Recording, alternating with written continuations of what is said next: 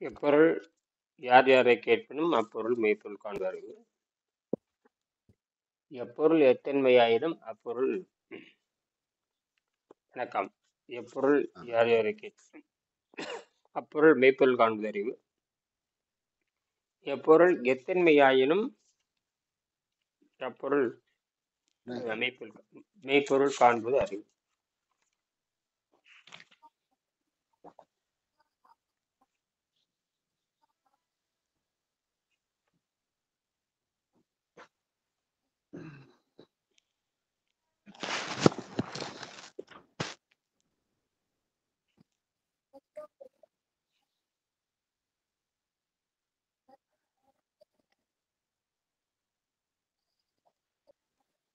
சரி, இப்ப பாத்தீங்கன்னா ஒரு மாமிசம் உண்ணும் பொழுது என்ன நடக்கிறது என்பதை நேற்று படித்தோம். பார்த்தீங்கன்னா 97ஆம் பக்கம். அது உங்களுக்கு தெரியும். இந்த மாமிசம் சாப்பிட்றதுனால புற்றுநோய் அதை மாமிசம் சாப்பிட்டா உடம்பு சாதாரண உணவு சாப்பிட்டாவே நமக்கு கடுமையான புற்றுநோய் வருகின்ற பொழுது புற்றுநோய், சக்கரை நோய், கொடிய நோய் வருது. இந்த மாமிசம் இந்த இறைச்சி சாப்பிட்றதுனால உள்ள வந்து பார்த்தா பிணம் அழுகுகிறது. அதான் பேரு பிணம். உள்ளே அதாவது ஒரு பொருள் வெளியே அழுகிறதுக்கும் உள்ளே உள்ள மூட வைக்கப்பட்ட ஒரு பொருள் அழுகிறதுக்கு வித்தியாசம் இருக்கு. வெளியே காற்று அழுகிறப்ப லேசா அழுகும். மூடப்பட்ட பெட்டிக்குள்ள கொடுமையா அழுகும், வேகமா அழுகும். அதுதான் பிணத்தை போட்டு மண்ணில் போட்டு மூடுற காரணம், வேகமா அழுகிறதுக்கு தான் மூடுறது. புரியுதா? ஒரு பூமிக்குள்ள போட்டு ஒரு பொருளை போட்டு மூடிட்டா வெளியே காயப்பட்டோம்னா 4 நாள் அழுகி போகுதுன்னா உள்ள போட்டே 2 நாள் அழுகிடும். என்ன காரணம்? வெப்பமும் புழுக்கமும் காற்றோட்டம் இல்லாத இடத்துல சீக்கிரம் அழுகி நாசமாயிடும். அப்போ நீங்க ஒரு வாய் வழியாக இறப்புக்கு போறப்போ அங்க சீக்கிரம் அழுக ஆரம்பிச்சு, சீக்கிரம் உடம்புக்குள்ள காற்றோட்டம் கிடையாது, வயிற்றுக்குள்ள காற்றோட்டம் கிடையாது, வெளிச்சம் கிடையாது, எதுவும் இல்லை. அங்க கொடிய கிருமிகள் மட்டும்தான் இருக்கு. அப்ப எல்லா உணவையும் அழுக வைத்து விடும். உணவு அழுகுகிறதுன்னு எவனும் சொல்றது இல்லை. உணவு திங்கும் பொழுது இறப்பிக்கு போனா அழுகி போகுது, நாத்தமா போகுது, புளுத்து போகுதுன்னு எவனும் சொல்றது இல்லை. எனவே தேவாமிர்தம் ஆடுற மாதிரி கதை விட்டுட்டு இருக்கானுங்க. என்னது எவ்வளவு கேவலமான சிந்தனை பாருங்க. ஏன்னா இறப்பில் என்ன இல்லை, காற்று கிடையாது. இறப்புக்குள்ள காற்று போகாது, சூரிய வெளிச்சம் போகாது, எதுவுமே இல்லை, அழுகி போகுது. டப்பாவில் நீங்க உணவு போட்டு தேடி பாரு, ஒரு டப்பாவில் உணவு போட்டு கப்புன்னு மூடி போட்டு ஒரு மணி நேரம் கழிச்சு 2 மணி நேரம் கழிச்சு தெரிஞ்சு என்ன துர்ரம் அடிக்குது. அதே உணவு பொருளை நீங்க வெயில்ல காய வச்சிங்கன்னு வச்சுங்க, நல்லா காய்ச்சி சுக்கு மாதிரி மாறிடுது, எந்த வாடையும் இருக்கிறது இல்லை. அதான் காற்றோட்டத்துல ஆக்சிஜன்ல பார்த்தீங்கன்னா அது ஓரளவுக்கு பதப்படுத்த பொருளா மாறுது. அதே பொருளை டப்பால போட்டு 1 நாள் 2 நாள் கழிச்சு பார்த்தா என்ன நாத்து அடிக்குது பாருங்க, குட்டூர நாத்தம் அடிக்குது. அதுதான் ஆளவே சாகடிக்கிற அளவுக்கு நாத்து அடிக்குது. அதான் கழிவுகளாக மாறுது. அவ்வளோ பாக்டீரியா டெவலப் ஆகி பாக்டீரியா உணவை அழுக வச்சு நீர்த்து போகும். அது பாருங்க, வெளியே நடக்கிறதுக்கும் வயிற்றுக்குள் நடக்கிறதுக்கும் வித்தியாசம் இருக்கு. ஒரு டப்பா சாதாரண ஒரு உணவு பெட்டி, டிஃபன் பாக்ஸ், அதில் வந்து ஒரு உணவு போடுறீங்க, சரியா? அது வந்து ஒரு 3 நாள் கழிச்சு பார்த்தா கொடூர நாத்தம் அடிக்கு, கொடும் விஷமா மாறுது, நாத்தம் அடிக்கு, இந்த காற்றோட்டம் இல்லை. அதே நீங்க தண்ணி ஊற்றி அதே உணவை தண்ணி ஊற்றி பார்த்து வச்சுன்னு 1 வாரத்துக்கு சாப்பிடலாம். என்னது? அப்ப அது பண்பு, கேரக்டர் எல்லாமே மாறுது. சரி, அந்த உண்மையாலுமே அந்த பாத்திரம் வந்து உயிர் உள்ள பாத்திரம் கிடையாது. அது மண்பான பாத்திரமோ அல்லது வந்து சில்வர் பாத்திரம் எதை வேணா வச்சுக்கலாம். அதில் எந்த வகையான மாற்றமும் ஏற்படுறதில்லை. கெமிக்கல் மாற்றம், சில நுண்ணுயிர் மாற்றம் ஏற்படுது. அது ஆங்கிலத்தில் வந்து சிறந்த உணவுன்னு சொல்றாங்க. ஆங்கிலத்தில் சிறந்த உணவு, நாம உணவு பழக்க சிறந்த உணவுன்னு சொல்றாங்க. ஆனால் அதே வயிற்றுக்குள்ள போச்சுன்னு வச்சுக்கோங்க, கொடூர விஷயமாக பல்வேறு வகையான விஷயமாக மாறுது. இங்கதான் நம்ம வந்து வித்தியாசப்படுத்தி பார்க்கணும். ஒரு சாதாரண பாத்திரத்தில் ஒரு சாதாரண உணவை போடுகின்ற போது அழுகிறப்போ அதுவும் அழுகுது. ஆனால் அதை வந்து பயன்படுத்துகிற உணவு தண்ணி ஊற்றி வச்சுட்டு காற்றோட்டத்தில் வைக்கிறோம். அது அப்படி போட்டு காற்றோட்டத்தில் போயிட்டு வருது, மந்த வாயுக்கள் வெளியேறிடுது. அந்த தண்ணீர் வந்து அருந்துகின்ற ஒரு பழஞ்சோற்று நீராக மாறுகிறது. அது கொழுப்பு கட்டியை கரைக்கும், வயிற்றுக்கு நல்லது, அன்னப்பாதை தூய்மை செய்யும், இப்படி மருத்துவ குணமாக மாறுகிறது. என்னது மாறுது. அதே உணவை வயிற்றுக்குள்ள போட்ட உடனே அது எந்த வகையமான இல்லாம கொடூர விஷப்பொருளாக மாறுகிறதுன்னு ஏன் இது வரைக்கும் சொல்லி தரல? வயிற்றுக்குள்ள போனாவே ஒரு பொருள் என்ன போகுது? விஷமா மாறுது. அதை ஏன் சொல்லி தரல? அதை ஏன் இது சொல்லி எந்த தரல? டாக்டர் சுமார் இந்த உணவுத்துறையில சேர்ந்தவங்க எல்லாருமே என்ன சொல்றது, இந்த காய் சாப்பிட்டா இந்த வைட்டமின் கிடைக்கும், இந்த கொட்டை சாப்பிட்டா இப்படி கிடைக்கும், முளைக்கட்டி சாப்பிட்டா இப்படி கிடைக்கும், இது உடம்புக்கு நல்லது நல்லதுன்னு தான் நான் சொல்லி அட்வர்டைஸ்மெண்ட்ல எல்லாம் சொல்லுகிறது. நம்ம என்ன சொல்றான்? உணவும் இறைச்சியும் தங்கி அதிக நேரம் எடுத்துக்கொள்வது அழுகி போய் விடுகிறது. என்னது? அழுகி போயிடுது. இப்ப உணவு வயிற்றுக்குள்ள போன டீகம்போஸ்டிங் ஸ்டேட்டுங்கிறான். உணவு உள்ள போயிட்டு அது டீகம்போஸா மாறும். Compost decomposed.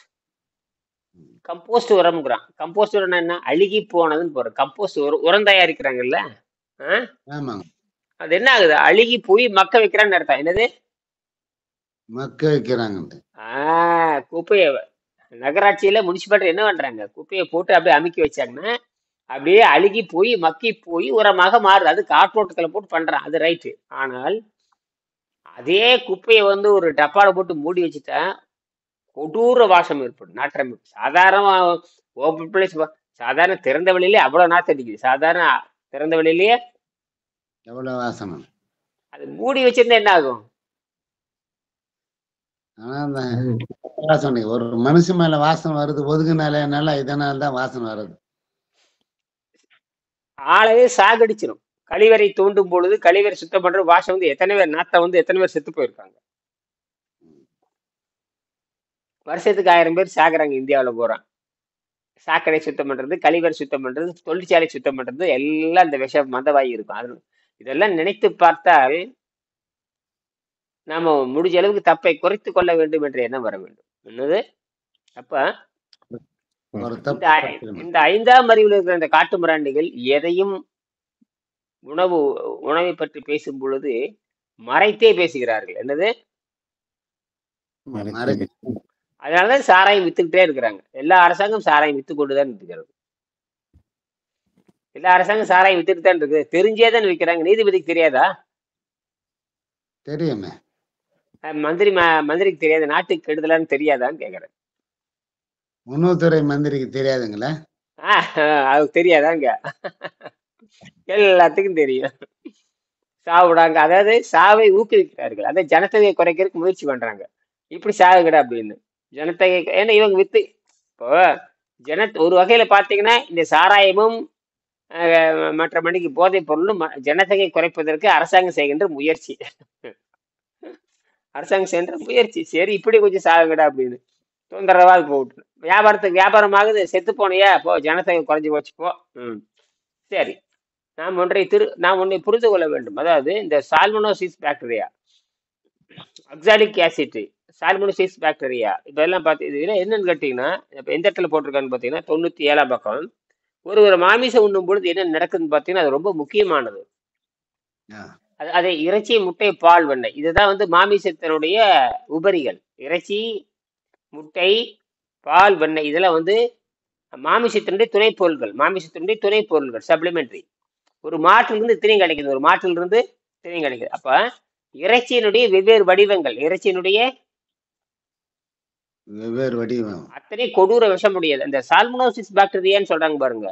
அக்சாலிக் acid, சால்மோனோசிஸ் bacteria, ஸ்டாபிலா Kosi, இதுல என்னன்னு கேட்டீங்கன்னா கொடூர விஷத்தன்மையுடைய கிருமிகள்னு பேரு. என்னது? Skin cancer. தோல்ல அரிப்பு வந்துட்டாவே கேன்சர்னு அர்த்தம். அந்த தோல்ல அரிப்பு நிமோனியான்னு சொல்லுவான். அப்புறம் வந்து பாக்டீரியா காய்ச்சலும்பான். அப்புறம் புற்றுநோய் காய்ச்சலும்பான். அது ஆறாம புண்ணு இருந்துட்டு இருந்ததுன்னா ஸ்கின் கேன்சர்னு சொல்லிடுவான். அது உள்ள போச்சுன்னா கொடூர குடல் புற்றும்பான். அதே உள்ள ஆட்டம் போட்டு அந்த குடலை பொத்துட்டே இருந்துச்சுன்னா அது பெப்டிக் கேன்சரும்பான். ஒண்ணு அப்படியே அந்த கிருமிகள் அங்கே பறவை அங்கங்க போயிட்டே இருந்ததுன்னா அங்கங்க ஓட்ட போட்டே போகும். அங்க தீய கிருமிகள் வர்றது. இப்படித்தான் அந்த ஆசிட் வேலை செய்யும். சால்மோனோசிஸ் பாக்டீரியாங்கிறது என்ன, புற்றுநோய்க்கு அடிப்படை காரணமே சால்மோனோசிஸ் பாக்டீரியா. அப்ப ஒரு காலத்துல மருந்து மாத்திரை கொடுத்தோம்னா மருந்துக்கு கட்டுப்பட்டன. அந்த அந்த நோய் வந்ததுன்னு வச்சுக்க, நோய் வந்தாச்சு, இப்ப மருந்து கொடுக்குறாங்கன்னு வச்சுக்கோங்க, அப்ப கிட்டத்தட்ட 95 விழுக்காடு கட்டுப்பட்டு ஒடுங்கி கிடக்கும். இப்ப அதே மருந்தை இப்போ ஒரு 50 வருஷத்துக்கு அப்புறம் அதே மருந்தை கொடுக்குறாங்க, அது 95 விழுக்காடு அது மருந்தவே எதிர்க்க ஆரம்பிச்சிருச்சு. அப்ப பவர் போயிடுச்சுட்டா. என்னது மெடிசினுக்கான பவர் முதல்ல. அப்போ உடம்பே மாறிடுது. என்ன ஆகி போயிடுச்சு? உடம்பே மாறிடுது. 50 வருஷத்துக்கு முன்னாடி இருந்த உடம்பு வேற, இப்ப இருக்கிற உடம்பு, அந்த உலகத்துல இருக்கிற எல்லா உயிரினமும் மாறிவிட்டன. எதுக்கு? நீ கொடுக்குற மருந்து கட்டுப்பட மாட்டேன்டா. அவன் எந்த நோய் வந்தது அந்த நோயில தான் சாவேங்குது. எந்த நோய் வந்ததுன்னா அதே நோயில தான் சாவணும். அதனாலதான் பாத்தீங்கன்னா மருத்துவர்கள் என்ன பண்ணுவாங்கன்னா, இந்த பவரை கூட்டி கொடுத்துட்டே போவாங்க. பவரை கூட்டி கொடுத்துருவாங்க. ஆமாயா, இப்ப புரியுதான்னு கேக்குறேன். இந்த மாசம் ஒரு ட்ரீட்மெண்ட் கொடுக்கணும், அடுத்த மாதம் இதாவலைங்களா, எந்த அடுத்த மாத்திரை கொடுத்துக்கிறேன், இது ஒரு வாரம் எடுத்து ஆவட்டா அப்புறம் வாங்க நெக்ஸ்ட் டைம் வாங்க. அப்ப இதுல என்ன தெரியுது? உங்கள் மருந்துக்கு இந்த உடம்பு கட்டுப்படவில்லை என்று தெரிஞ்சுச்சு. இதெல்லாம் நுட்பமா யோசிக்கணும். இதெல்லாம் அப்ப கடைசியில இன்னைக்கு சாகரப்ப சொல்லிடுவான், உங்க உடம்புல எதிர்பார்ப்பு இல்லைன்றான், நீங்க சாக போறேன்னு தெரிஞ்சு போயிடும். இதுதான் ராஜீவ் காந்திக்கு, இதுதான் எனக்கு நோய் வந்தால் இதுதான் பதில் சொல்லுவான். உங்களுக்கு உங்க எல்லாத்துக்கும் எல்லாத்துக்கும் தான் பதில். புரியுதுங்களா? எதிர் சக்தி இல்லை உங்க உடம்புல. அப்ப இருந்ததுங்க. அப்ப சரி, எதிர்சக்தி, அப்ப எதிர்சக்தி மாத்த கூடாதுன்னா அதுக்கெல்லாம் பதில் கிடையாது. எதிர்சக்தி யார் எதிர்சக்தி உற்பத்தி ஆகிறது யாரு? உடம்புதாங்க எதிர்சக்தி உருவாக்கணும். அப்ப உடம்புதான் நோயை எதிர்ப்பதும், உடம்புதான் நோயை குணமாக்குவதற்கான சூழல் நீங்க உருவாக்கவே இல்லை. கெட்டு போனது மீண்டும் மீண்டும் கெட்டு போக செல்றவங்களை தவிர நீங்கள் அதை புதுப்பிக்கவே இல்லை. என்னது புரிஞ்சுக்கல? புதுப்பிக்கவில்லை. ஜெனரேட் பண்ண புதுப்பிக்கவில்லை. ரீஃப்ரெஷ் பண்ணவே இல்லை. நீ செய்யவே இல்லை. கண்டுபிடிக்கவே இல்லை. அதுதான் பாருங்க, கண்டுபிடிக்கவே இல்லை. நாம என்ன பண்ணிருக்கோம்? நாம கண்டுபிடிச்சாச்சு. தமிழர்கள் சித்தர்கள் கண்டுபிடிச்சு வச்சுட்டாங்க. முதல்ல அதை நிறுத்திட்டு வெளியேறான்ட்டான். முதல்ல சுத்தப்படுத்துறா. அப்படிங்கிற இந்த சுத்தப்படுத்துதல்ங்கிறதே இந்த வெள்ளைக்கார முட்டைங்க இவ்வளவு நோபல் பரிசு வாங்குறானுங்களே, உள்ள பல்லு விளக்குறதுக்கு காரணத்தை இது வரைக்கும் சொல்லவே இல்லை. கிருமிங்கிறீங்க. அப்ப கிருமி எங்க இருந்து வந்துச்சு? சாப்பாடு. அப்ப சாப்பாடு நிறுத்து. அவ்வளவு விஷங்கிறீங்க. பல்லு விளக்காம சாப்பிடக்கூடாது அப்படிங்கிற. பல்லு விளக்காம சாப்பிடக்கூடாது. என்ன பல்லு விளக்குற? பல்லு என்ன இருக்குது? அதுல பூரா 99 உள்ள அழுகி போய் கிடக்குது. எல்லா உடம்புலயும் அந்த கொழுப்பு, விஷம், அந்த மலம், இந்த கழிவு அவ்வளோ குடலே சுருங்கிருங்க. ஐயா, குடல் பாத்தீங்கன்னா சாதாரண உணவு சாப்பிட்ற குடல் பாத்தீங்கன்னா பூ மாலை மாதிரி இருக்காது. ஒரு பூ மாலை அது குறிப்பாக பெருங்குடல். இந்த பெருங்குடல் அங்கங்க முடிச்சு அப்படியே காய்ந்து போன மாலை மாதிரி இருக்கும். ஒரு புதிய மாலை அப்படியே அழகா இருக்கும். காய்ந்து போன மாலை எப்படி இருக்கும்? ஒரு இடத்துல காய்ஞ்சு போன சருகு, இடையில நூல் இருக்கும், அப்புறம் சருகு நூல் இருக்கும். ஒரே மாதிரி இருந்ததுன்னா அந்த மலம் ஒரே மாதிரி போகும். ஒரே மாதிரி இருந்ததுன்னா கழிவு போகும். ஒரு பக்கம் சுருங்கி, அது காரணம் அமிலத்தன்மையினால், நச்சுத்தன்மையினால் அந்த குழாய் சுருங்கி விடுகிறது. என்னது? இதுலதான் சாவு வர்றது. இதுதான் மாரடைப்பு. இதுதான் இங்க குழாய் சுருங்கி இருக்கிறது, அங்கே ரத்த குழாய் சுருங்கி இருக்கிறது. புரியுதா? அங்கே சுவாச குழாய் சுருங்கி இருக்கிறது. எங்கெங்க ஃபங்க்ஷன் ஆகலையோ அதாவது சுருங்கிடுச்சுன்னு அர்த்தம். அதாவது சுருங்கி விரியாமல் இருக்கிறது. இப்ப எப்படி உங்களுக்கு சுவாசம் நடக்குது உங்களுக்கு? அப்போ உள்ளே இருக்கிற அடப்புகள், கழிவுகள் 36 மணி நேரம் 48 மணி நேரம் ஓய்வு கொடுக்குறப்ப அது உடம்பு பழுது பார்த்து கொண்டு எல்லாத்தையும் முதல்ல அவனுக்கு விடுதலை கொடுக்குது. நேற்று நல்லா தூங்குனீங்களா? அந்த மாதிரி நேற்று 4 மணிக்கு எந்திரிச்சாச்சு. 4-5 மணிக்கு 4-5 நான் எந்திரிச்சிட்டு, நான் எந்திரிச்சு படிச்சுட்டு கொண்டு சரி போட்டு பார்த்தேன், யாரும் வரல. சரி மறுபடியும் கூப்பிட்டு பார்க்கலான்னு கூப்பிட்டு பார்த்தேன். சரி, அப்போ இதுதான் நாம் ஒருவர் இந்த மாமிசம் உண்ணும் பொழுது, அது பால் குடிக்கும் பொழுதோ அல்லது இறைச்சி சாப்பிடும் பொழுதோ, எல்லா இறைச்சியினுடைய தொடர்புடைய பொருள்கள். இது சாப்பிடும்போது இவ்வளவு சால்மோனோசிஸ் பாக்டீரியா, ஸ்டாபிலோகோஸ், இதெல்லாம் ஒரு இடம் பார்த்துருங்க, ஏற்கனவே படிச்சாச்சு. சரி, நாம் எல்லோரும் நம்மளுடைய பூமி திருத்தப்பட வேண்டும் என்று எண்ணுகிறோம் என்பது தெரியும். பலர் என்னிடம் இதை பற்றி விசாரிக்கிறார்கள். எங்கு பிரச்சனை இருக்குது பார்த்தால் உணவில் தான் பிரச்சனை இருக்கிறது. எங்கடா ஏன் இந்த மாதிரி அழிவு உண்டாகுது, ஏன் இந்த குப்பை வருது அப்படின்னு பார்த்தா நாம் என்ன பண்றோம், இந்த உணவு ஒழுக்கம் இல்லாதனால தின்னுக்கிட்டே. உணவு ஒழுக்கம்ங்கிறது 100க்கு 100 பேர்த்துக்கு கிடையாதுன்னு எல்லாத்துக்கும் தெரியும். 99.99 பேர்த்துக்கு கிடையாது. சரி, இங்கதான் படிச்சோம். நம்ம பிறந்த பொழுது நாம் கீழே கடைசியில பிறந்தபொழுது நாம் நம்முடன் கொண்டு வந்தது இந்த மனித உடலை மட்டுமே. இந்த ஐந்தறை உடையதாய் பசியுடன் தாய்ப்பாலை விரும்பி பருகும் அசை உணவு பழக்கம் உள்ளதாக பிறந்திருக்கிறது. உயிர்களின் உற்பத்தி சரித்திரத்தில் ஓரேறு கொண்ட தாவரம் முதல் 6 கொண்ட மனித இனம் வரை மிகவும் பலம் குறைந்த நீண்ட நாள் உதவியை நாடக்கூடிய பிறவி மனித பிறவிதான். ஒரு ஆட்டுக்குட்டி கூட பிறந்தவுடன் நடமாடக்கூடியது. மனித குழந்தை இந்த திறமை பெற வருடங்கள் ஆகின்றன. அப்ப கேட்டு கேட்டு கேட்டு 6 இன்னைக்கு நேற்று பேசினோம். ஆடு வந்து கேட்பதில் அது போயிருது, அது உடலை அடிப்படையை கொண்டது, அதனால உடனே எடுத்து எந்திரிச்சு ஓடிடுது. ஆனால் இந்த உடம்பானது அறிவை அடிப்படை கொண்டதுனாலதான் இதை எந்திரிச்சு நடக்கிறக்கே ஒரு ஆண்டுக்கு மேல ஆகிறது. அப்ப கேட்டு கேட்டு ஒரு குறிப்பிட்ட வயது வரைக்கும் கேட்டு நடக்க வேண்டியிருக்குது, புரிதல் வர்ற வரைக்கும். சந்தேகம் வந்துகிட்டே இருக்கும். அடேங்கப்ப சந்தேகமா இருக்குது உலகத்துல. பாரு, ராஜீவ்காந்தி இன்னும் 10 வருஷம் பாட்டாலும் சந்தேகம் வரும். எனக்கும் சந்தேகம் வரும். ஆராய்ச்சி பண்ணிக்கிட்டே இருந்தா தான் இயற்கை தொடர்ந்து விளக்கம் கொடுத்துக்கிட்டே இருக்கும். ஆராய்ச்சி பண்ணல படிக்கலைன்னா நம்மளோட வேலை செய்யும். நீங்க என்ன நினைக்கிறீங்கன்னா முடிஞ்சுது அப்படின்னு நினைச்சீங்க, இயற்கை உங்களை ஆப்பு வச்சிடும். இயற்கை என்ன சொல்லுது, தொடர்ந்து நீங்க படித்து கொண்டே இருக்க வேண்டும். அதான் வள்ளுவர் சொல்லுவாரு, படிக்கத்தான் அறிவு வளருங்கிறாரு. அப்ப படிக்கத்தான் அறியாமை விலகும். நீங்க படிச்சுட்டே இருந்துட்டீங்கன்னு வச்சுக்கோங்க, அறியாமை விலகி போகுமே தவிர முழுமையும் தெரிந்து விட்டேன்னு யாரும் சொல்ல முடியாது. என்னது? ஆனா நீங்க என்ன பண்றீங்க, மாத்திரை மருந்து சாப்பிட்டு நல்லா பச்சு சொல்லிட்டு மறுபடியும் அதே பன்னிக்குட்டி வாழ்க்கைக்கு போயிடுறீங்க. இந்த வாழ்க்கைக்கு பன்னிக்குட்டி வாழ்க்கைக்கு போயிடுறீங்க. பன்னிக்குட்டிக்கு படிக்கணும்னு அவசியம் இல்லை, அது எது போய் படிக்குது. அதே நம்ம மட்டும் அன்லிமிட்டடா படிக்கிறோம். தொடர்ந்து படிங்கன்னே சொல்றீங்க. இவன் என்ன பண்றான், 10 இவன் வெள்ளைக்காரன் என்ன பண்ணிட்டான், குற்றாலாக்கருக்கு என்ன பண்ணிட்டான், ஒரு புத்தகத்தை கொடுத்து படிச்சு தேர்வு எழுதுனதுக்கு அப்புறம் முடிஞ்சு போச்சுங்கிறான். அப்போ உங்க மூளைக்கே வேலை இல்லை. என்னது, ஒரு புத்தகத்தை கொடுத்து ரைட் அதோட முடிஞ்சு போச்சு. அவனுக்கு வேற எந்த சிந்தனையும் அவனுக்கு கிடையாது. இது கொடூரமாக மக்களை மடையனாக்கறதுக்கான பயிற்சி. கொடூரமாக மக்களை மடையனாக்கறதுக்கான தேர்வு முறை. இந்த புத்தகத்தை கொடுக்க வேண்டியது, படிச்சாச்சா தூக்கி போட்டு போ, அவ்வளவுதான். அப்படின்னா மூளை, அப்புறம் அதுக்கு மூளையே இல்லை, அப்புறம் மூளை எடுத்துடலாமா? மூளைன்னா படிக்கிறதுக்கு சிந்திக்கிறதுக்கு தான். மூளைன்னா இவன் என்ன பண்றது தெரியுமா, கண்ணுல பாக்குறதுக்கு, காதுல கேட்கறதுக்கு, வாயில தின்னு பாக்குறதுக்கு நினைச்சுக்கிட்டு இருக்கான். மூளைனாவே கண்டுபிடிக்கிறதுக்கு, மூளைனாவே பிரச்சனையை தீர்ப்பதற்கு. நீ எதுக்கு பயன்படுத்துற?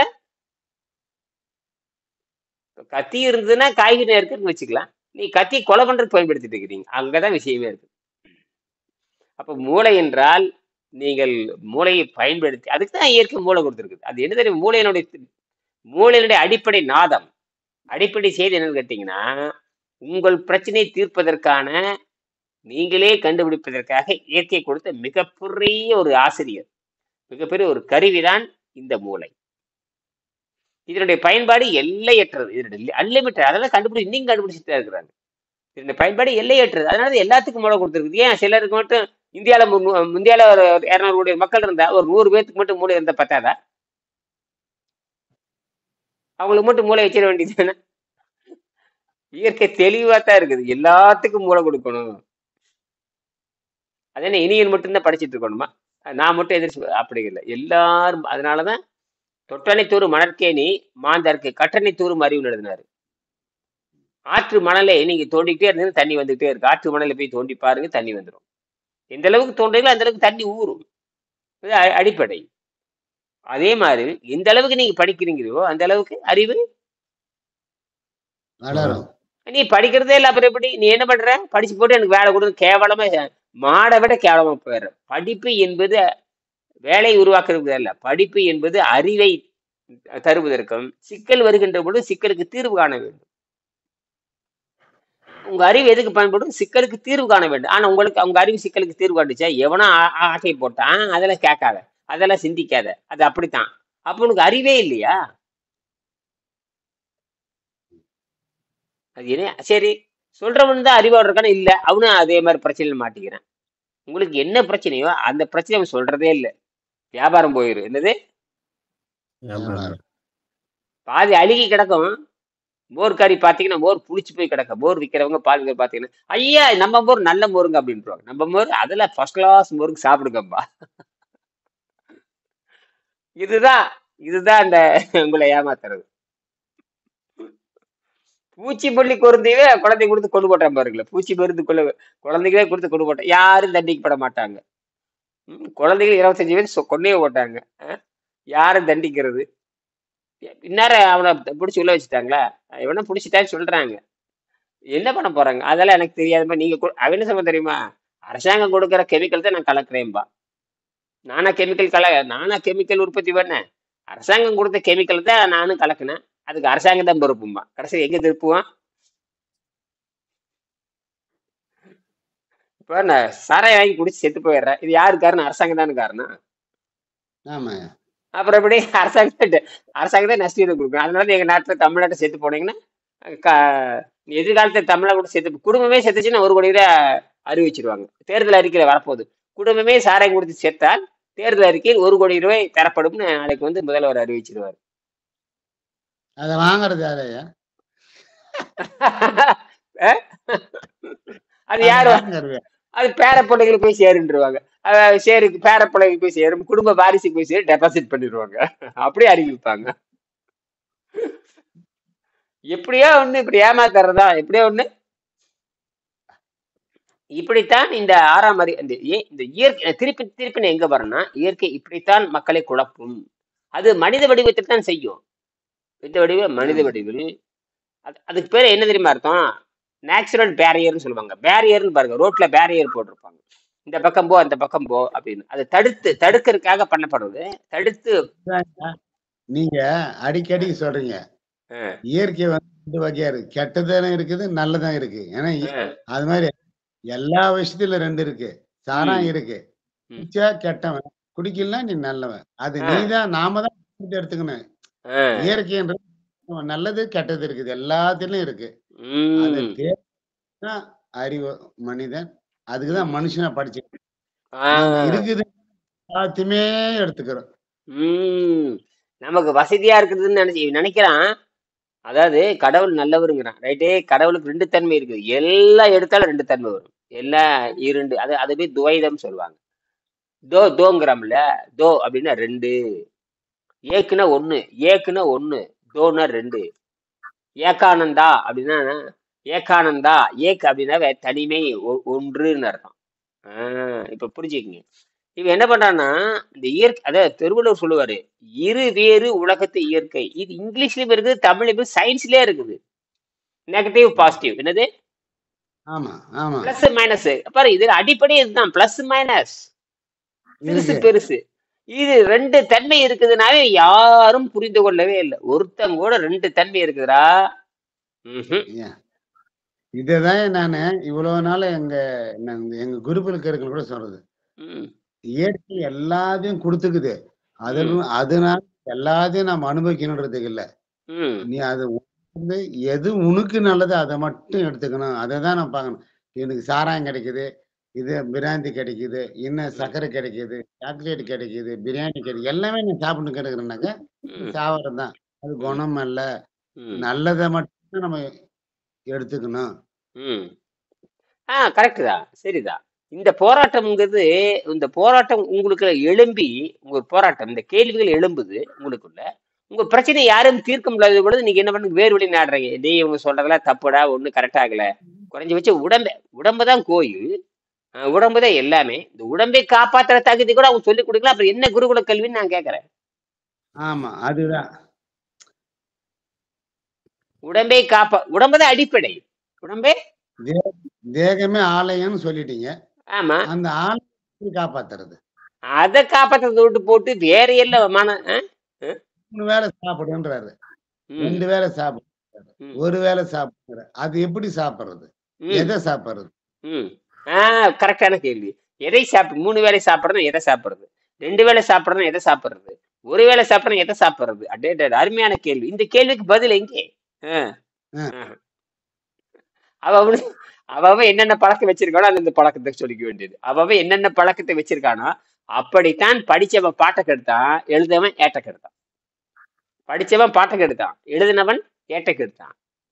இப்படித்தான் தப்பு தான். அதனாலதான் வெங்கடேசன் சொல்லுவாரு, திருக்குறளுடைய மூலத்தை மட்டும் படிங்க, பொருளை படிக்காதீங்க. பொருள்ங்கிறது அவன் ஜவரியத்துக்கு எழுதிட்டான். ஆமாங்க. உண்மைதான்.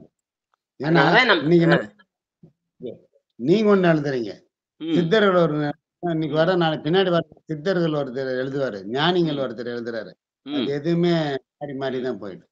அப்பதான் அந்த நேரத்தில் உங்க மூளை என்ன சொல்லுதோ அதன்படி கடைபிடிச்சு பார்க்கணும். அதாவது 4 பேர் சொல்றது கேட்கணும்.